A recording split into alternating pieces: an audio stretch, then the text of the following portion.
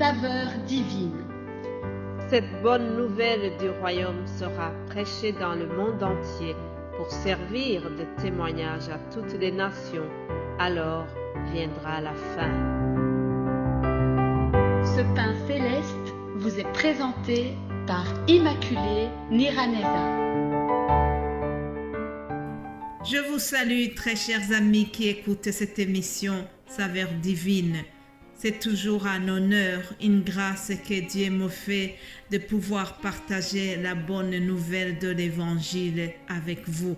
J'espère que Dieu vous a gardé partout où vous vous trouvez.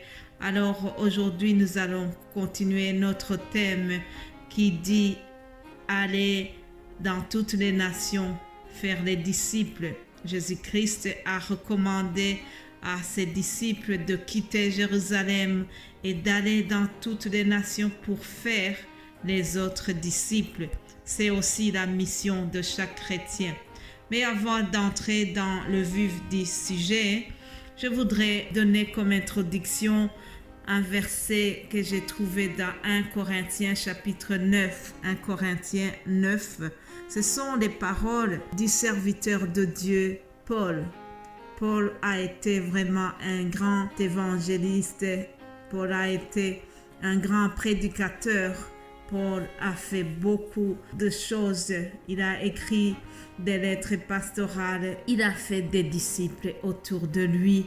Vraiment, il a fait un travail extraordinaire. Alors, en parlant de son évangélisation, il a dit ceci. 1 Corinthiens 9, 16, il dit « Si j'annonce l'évangile, ce n'est pas pour moi un sujet de gloire, car la nécessité m'en est imposée. Et malheur à moi si je n'annonce pas l'évangile. Si je le fais de bon cœur, j'en ai la récompense. Mais si je le fais malgré moi, c'est une charge qui m'est confiée. Quelle est donc ma récompense? C'est d'offrir gratuitement l'évangile que j'annonce sans user de mon droit de prédicateur de l'évangile. Je vais dire la même chose que Paul, chers amis. Ma récompense, ma plus grande joie dans ce ministère, c'est de vous offrir gratuitement l'évangile que j'annonce sans user de mon droit de prédicatrice de l'évangile. Et comme Paul disait, si j'annonce pas l'évangile, je pense qu'il y aurait un malheur qui m'arriverait. Malheur à moi si je n'annonce pas l'évangile. Heureusement, je ne vous annonce pas autre chose que l'évangile qui est dans la Bible. Alléluia, que toute la gloire revienne à notre Seigneur. Alors, je vais continuer notre sujet. Jésus-Christ recommande à ses disciples d'aller dans toutes les nations pour faire d'autres disciples. Hier, je vous ai donné la définition d'un disciple. Aujourd'hui, nous allons entrer dans la pratique des choses. Hier, c'était plus la théorie. Je vous rappelle d'abord le verset qui nous conduit. C'est Matthieu 28, 19, où Jésus-Christ dit à ses disciples « Allez, faites de toutes les nations des disciples, les baptisant au nom du Père, du Fils et du Saint-Esprit. » Je m'arrête ici. Je vais lire Marc 16 à partir du verset 15. Nous voyons la même recommandation, mais Jésus le dit d'une autre manière et j'ai beaucoup aimé la manière dont il le dit ici. Puis il leur dit « Allez par tout le monde et prêchez la bonne nouvelle à toute la création. Celui qui croira et qui sera baptisé sera sauvé, mais celui qui ne croira pas sera condamné. Je prie qu'il n'y ait pas des incrédules parmi nous. Je prie que tout le monde qui écoute la bonne nouvelle du salut croit en Dieu et qu'il puisse être sauvé. Jésus dira donc, allez prêcher à tout le monde, prêcher la bonne nouvelle à toute la création. Le mot évangile signifie bonne nouvelle. En quoi est-ce que l'évangile est une bonne nouvelle?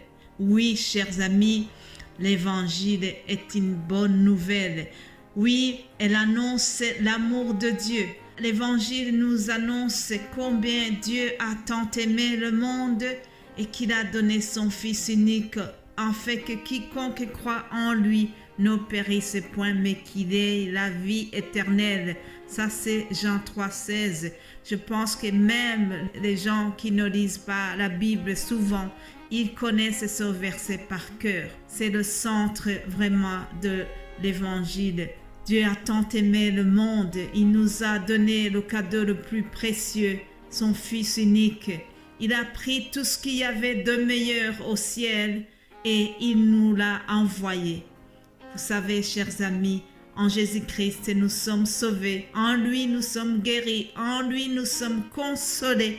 En lui, nous sommes nourris. En lui, nous avons la joie de vivre. En lui, nous avons la paix du cœur. Alléluia. Je te souhaite d'avoir la paix du cœur en écoutant l'évangile ce matin.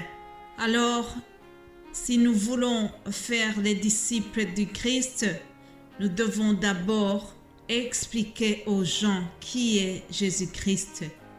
Avant d'amener des âmes à lui, il est nécessaire d'expliquer qui est Jésus-Christ. Il y a vraiment un processus à faire pour faire des disciples. Il ne s'agit pas de donner selon nos sentiments, selon vraiment nos désirs, selon nos intérêts, mais nous devons d'abord donner selon la parole de Dieu. Expliquer d'abord l'image du Christ. Qui est le Christ? Après, nous verrons l'œuvre à la croix. Nous ne pouvons pas amener les gens à Christ sans parler de son œuvre à la croix. Qui est le Christ? Nous voyons la réponse dans Colossiens chapitre 1 au verset 15. Le Fils est l'image du Dieu invisible, le premier-né de toute la création. Car en lui ont été créées toutes les choses qui sont dans les cieux et sur la terre, les visibles et les invisibles, trône, dignité, domination, autorité. Tout a été créé par lui et pour lui. Il est avant toutes choses et toutes choses subsistent en lui. Il est la tête du corps de l'Église. Il est le commencement, le premier-né d'entre les morts, afin d'être en tout le premier. Alléluia. Que faut-il souligner dans tout ce que je viens de vous dire?